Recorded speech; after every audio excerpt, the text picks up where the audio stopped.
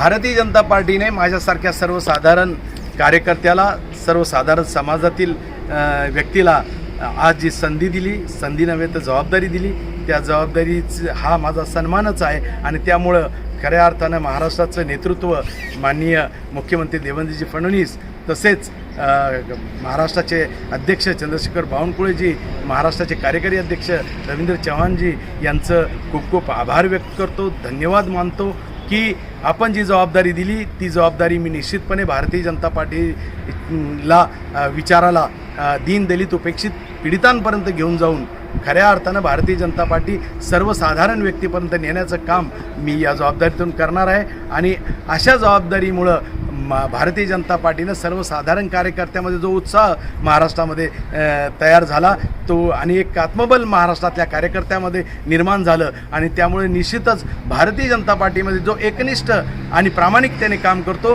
त्याला निश्चित सन्मान केला जातो. हे फक्त भारतीय जनता पार्टीतच घडू शकतं. आणि म्हणून परत एकदा मी सर्व नेत्यांचं आभार व्यक्त करतो.